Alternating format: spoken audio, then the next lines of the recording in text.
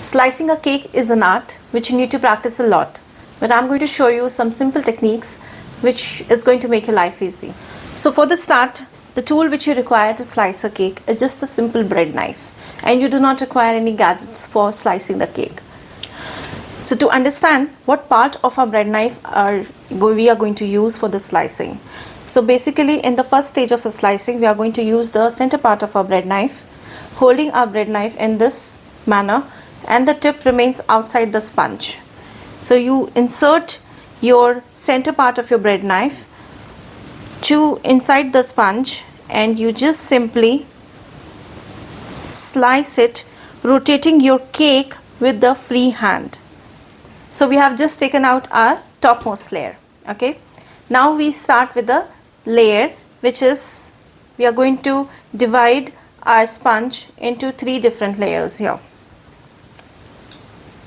Same way, keeping your free hand on the sponge and the center part of your bread knife inside,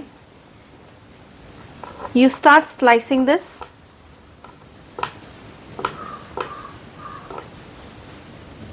And then insert your tip inside the sponge for the center part of your sponge to be cut. You rotate your cake, and here comes out your slice. Then same way we repeat for the different slices.